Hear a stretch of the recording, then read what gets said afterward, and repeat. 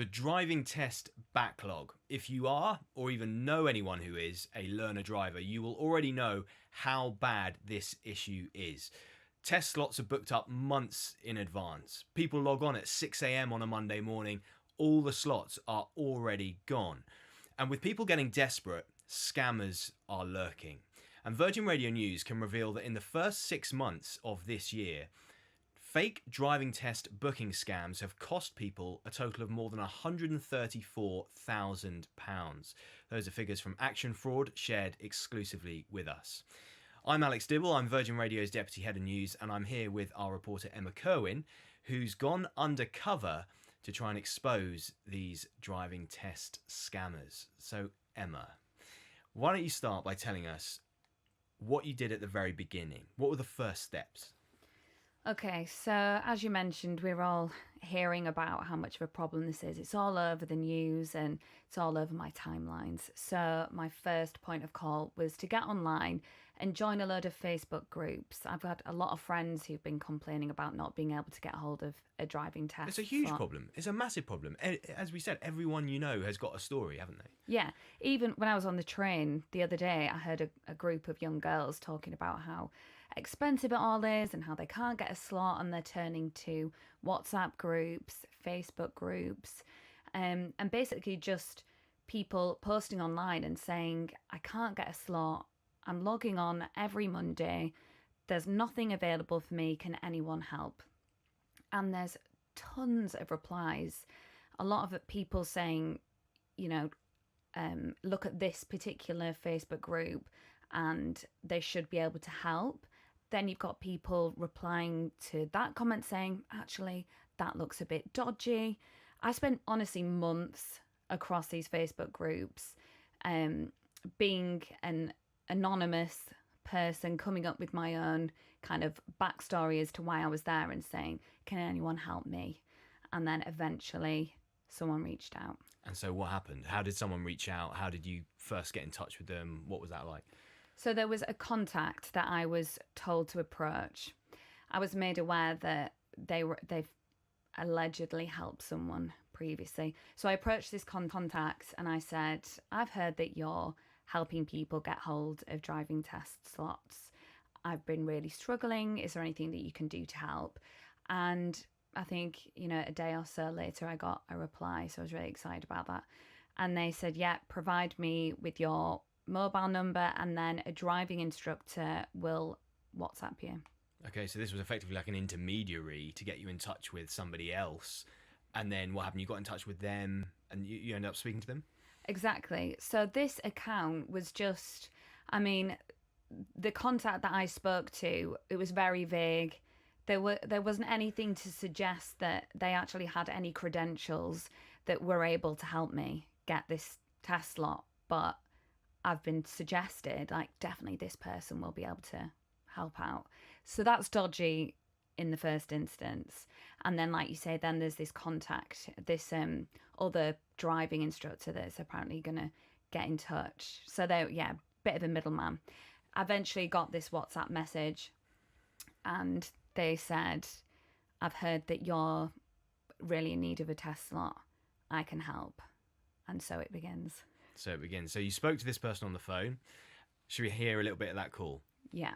We will book your test, then you have to pay £260. Okay, because I already failed once. Even the stress of going through it again, it's just all... Okay, you mean to say that you are looking for someone who can help you passing your test? I have a person, by taking some bribe, he passed people. He charged £562. Only we are providing you the service to ignore your faults. If you do any kind of mistakes, we will ignore your mistakes. That's it. I'm not going to go to jail, am I? No, come on. Why you are talking like that? You're going to go to jail? He found it funny. The going to jail thing. So that is a guy... Yeah. Who has just said to you, not only can I get you a booking test slot, if you want, I can guarantee that you're going to pass, regardless of, unless you crash into the back of another car, I can basically guarantee you're going to pass. Yeah.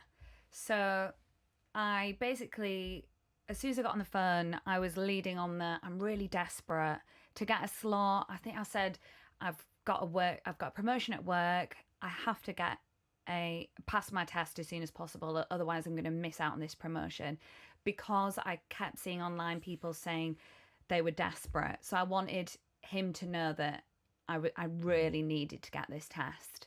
And so we built up a little bit of a rapport. So he's like, yeah, I can help you. 260 quid. Don't worry, it's all legit, because we won't ask for any money up front. You'll get a booking confirmation, and only then you need to part with your cash. But I need your theory test number, your email address, name, everything like that. And then, as you heard, the conversation, it just, I couldn't honestly believe it, actually, when he suggested that. I wasn't expecting the call to go that way. He carries on and says, I've got so many contacts. We're doing this all the time. Don't worry about it. And so my ears just instantly pricked up. I thought, if he is doing this, then this is on an even bigger scale.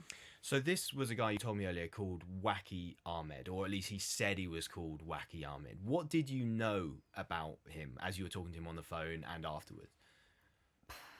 Essentially, not much at all. So he claimed he's called Wacky Ahmed, as you just said. He had a WhatsApp profile picture, which was a certificate in the name of Wacky Ahmed. It said that they're a DVSA approved driving instructor. He told me that he lived in Birmingham. He was operating in Birmingham. Under my Undercover alias, I was saying, well, I live in Kent. So how are you able to help me if I'm all the way in Kent? And he assured me, no, I can do that. We're doing it everywhere. We're doing it all over the country. But apart from that, nothing really. So I haven't got a clue who I'm talking to, apart from what he's wanting to kind of let me know about. Okay, so I assume you then obviously do a search online for Wacky Ahmed driving, whatever it is. What comes up when you try and find this guy? A very well established driving instructor. Okay. Yeah. Right. Really good reviews. As part of a known driving school. All looks really legitimate, but they're based in London. And he said he was in Birmingham? Yes. Okay. So you're getting suspicious at this point? Yeah. Yeah. Because I had a search for the certificate as well. I wanted to, find out how easy it was to get hold of these certificates. It immediately did link up that this certificate was linked to this person operating from the school in London. But you could easily take a screenshot of that and then just upload it to your WhatsApp. So at this point, you're thinking, okay, well, I've got a guy I've spoken to who says he's from Birmingham, but there's a driving instructor with the same name who apparently is operating in London. Are they the same person? So is that the question you're asking? Yes. So we wanted to find out, whether they were the same person or not, whether there is a legitimate driving instructor scamming people potentially out of money, whether they are offering to look the other way and they've got people up and down the country who are bent driving examiners, and we needed to confirm whether that was the case. So I've passed my driving test.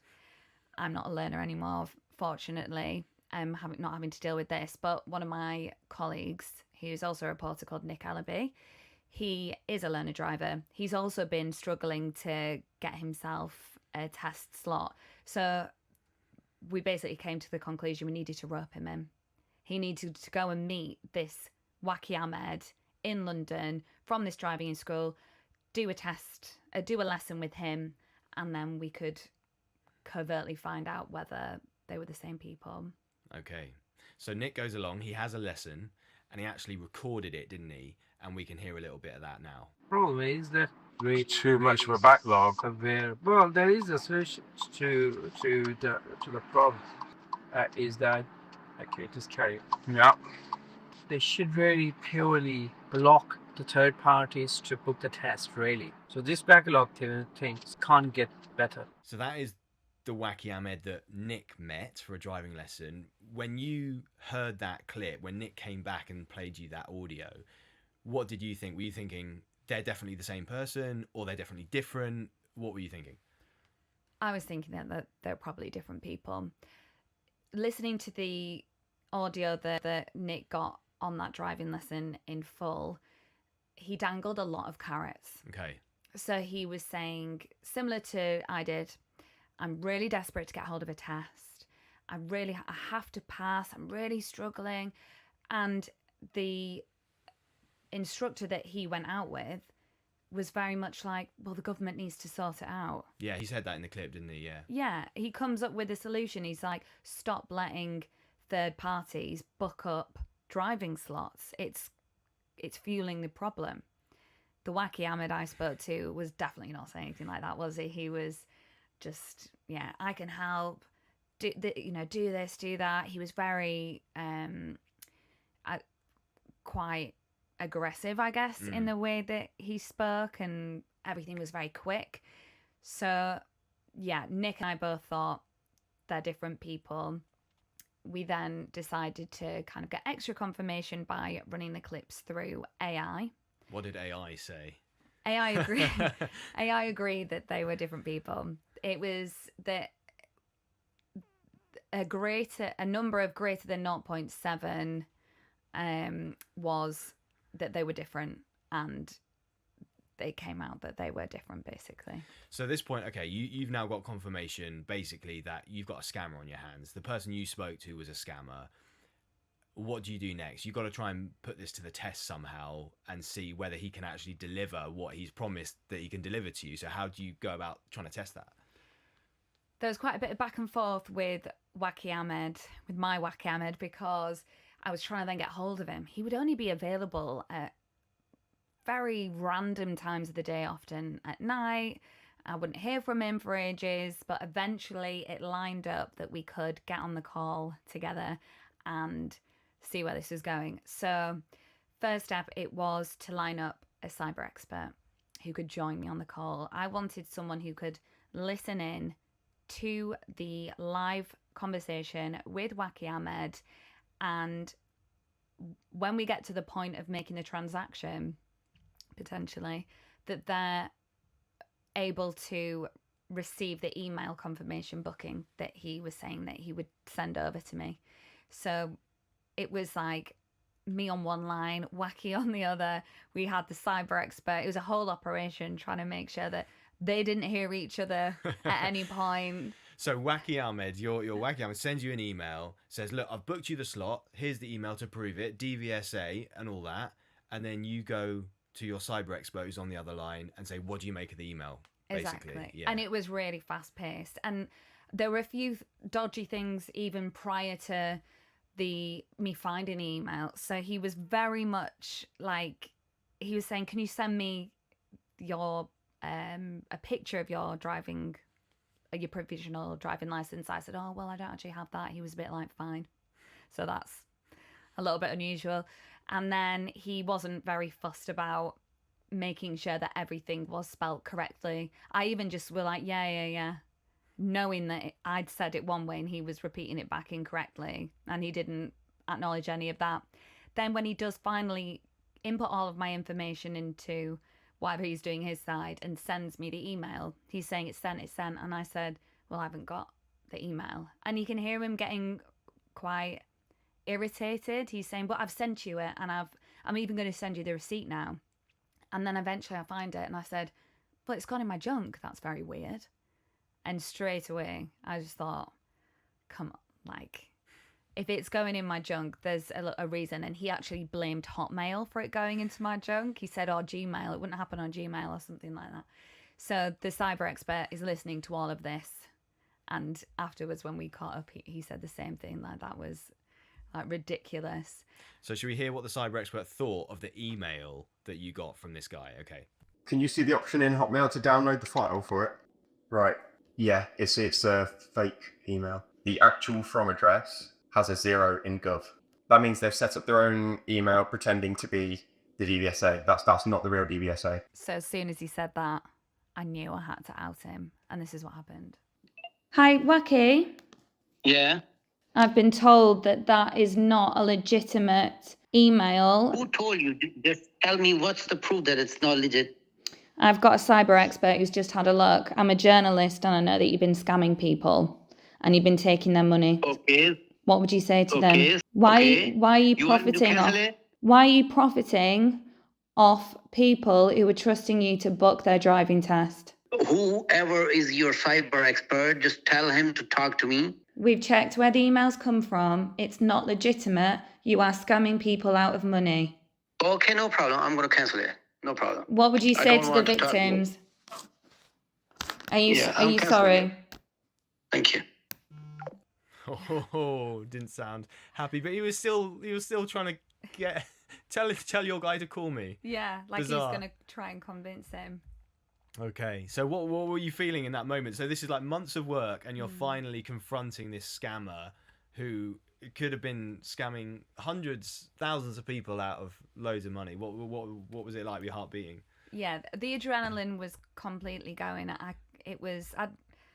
Having our cyber guy on the line and just say kind of what you'd hope for, that it is a scam, that there isn't people looking the other way, that and that we're going to out him and we're going to try and do this for his other victims. That was everything to me. Okay. And obviously this whole process, you're a journalist. You knew from day one why you were going in. You knew that there was this problem. You were trying to find them. If you weren't a journalist, if you were just a normal person trying to desperately get hold of a driving test, how easy do you think it would have been to fall victim to this kind of guy based on what he was saying, how he was going about it, or would it have been easy? I think it would, because scammers prey on people who are desperate. People are turning to Facebook groups because they're at the point of desperation where they really just want to get a test slot. So that's issue one. When someone then comes to your time of need saying, I can fix it, I can sort it for you, you can, in those moments, miss things that you probably usually would and end up falling down that trap. And he was very convincing. And we did have a lot of communication. As you say, it went on for months. We were WhatsApping all the time. I was trying to find out as much information about him as I could. And he was happy to speak to me and assuring me, don't worry, we're doing this all the time. Nothing bad's going to happen. I will make sure you get your test. And if I was in that situation where I just couldn't get hold of one and I really did have a job promotion that relied on me driving, yeah, I could see how you could easily fall into that trap. He was very convincing. I know we've made some of the stuff he said, we've kind of laughed at a little bit because they're a little bit ridiculous, but kind of everything else about it did have, as you say, this guy knows what he's doing, that kind of vibe, and you could be taken in. And you have actually spoken to somebody, haven't you, who was taken in by this guy? Exactly. It's the victims who are the whole point of doing this kind of investigation. And the woman that I spoke to, who we protected her identity because he does have all of her details. We want to make sure that she is safe and nothing is going to be brought to her doorstep in response to this investigation. But she was completely heartbroken, saving up money and then losing it to this guy. I think we've got a clip to play of her as well, haven't we? I did not know the rules and regulations like this thing works. I even did not know the actual price of the test. So 250 sounds good for me. We plan that money that we have to invest this on your driving test, and it's like ripping you apart. Ripping you apart, she said. Tell us more about what was her situation. Why was she so desperate to begin with? So she's a mum of 2 children, and she is basically wanting to drive them to school. Something that I'm sure so many people up and down the country, elsewhere around the world, can relate to. You just want to be able to, she said, I want to be able to get my children to school safely. He told me that he could help me achieve that by getting me a driving test slot. Because I kept on logging on and I couldn't get hold of one. And she said that he really befriended her and talked about having family where she's from and relating to her on that level. And she felt like her trust was just completely broken. If someone finds something that they can relate to you on, then that's how you can think, oh, they're really friendly. So I completely felt for her. And when I think about going through all this process and we've got him, and being able to say to her, yeah, we've got him. We know that, he is a scammer, and we're going to be telling everyone to stay away from him and reporting him. That's who you do it for, isn't it? So there's one loose end, I suppose, here, is you've got the scammer, you've told the victim that you've got the scammer, but you've still got a guy called Wacky Ahmed, a driving instructor, who appears completely legitimate, completely innocent in London, whose identity has been stolen by this scammer. He's still left there. What happens to him? We had to call him up, and we had to let him know that we'd found someone out there who has been using his identity to defraud people. Okay, this was his reaction. Oh, really? I never had a similar stories, but I don't know what to do. What I suggest that I can do is maybe I can report this matter to the police, I guess. So the police is involved now, and the scammer, hopefully all his effects are slowly being kind of reversed thanks to your investigation. But I suppose that the problem is still there, isn't it? The driving test backlog is still a thing. It's still a massive issue. We might have caught this scammer, but there are others out there. So how do we solve the problem? How does the problem get solved? Well, in the summer, I had a chat to the chair of the Transport Select Committee, Ruth Cadbury, who is trying to hold the government to account on this issue, basically. At the time that we spoke, there was a government consultation closing on the issue of the bots. So looking at trying to stop these test lots being resold at inflated prices. Ruth Cadbury basically said that if Glastonbury, a huge world-renowned festival, can stop bots from doing this, why can't a government organisation, why can't a government department stop this? And I chatted to some other cyber experts who said, yeah, it's an easy solution. And the reason that bots are important in this is because they're fueling the scammers, because the backlog is growing, it's not going down, because bots keep on buying these slots up. It means that the scammers can keep taking advantage and saying, oh, well, come to me then at an inflated price. And hopefully, maybe or maybe not, you'll get that test slot. But as the DVSA told me, it's not always the case. They wouldn't advise anybody doing that because you just don't know. And you could lose hundreds of pounds. So the DVSA is the government department, as most people know, who kind of operate the driving test system. What else do they have to say to you? Because a lot of this sounds a little bit, critical of their handling of this. But is it the scammer's fault? Should the DVSA be doing more? What did they have to say for themselves, other than what you just said? They basically said that they are taking decisive action against anyone who is abusing the system. I did actually go back to them and say, can you explain exactly what that means? And they said they're happy with their statement. But they have had this government consultation on the reselling issue, which has come to a close now, which we're waiting to find out what the recommendations are from that.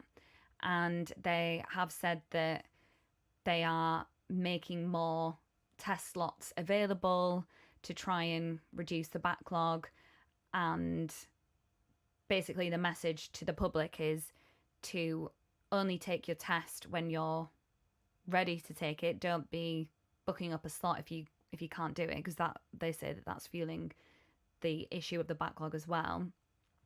And to only book a test slot through the DVSA website, logging on at 6 a.m. every Monday.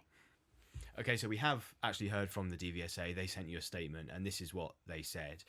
DVSA spokesperson said gov.uk, which was the address that this scammer changed on his email. Gov.uk is the only official way to book your practical driving test, and we urge people to report any social media channels or posts offering unofficial test slots or bookings to the social media network. Any tests booked outside of the official DVSA booking site could be a scam and may result in the learner driver not having a test slot and losing their money. We will take decisive action against those who misuse the booking system to exploit learners. Virgin Radio.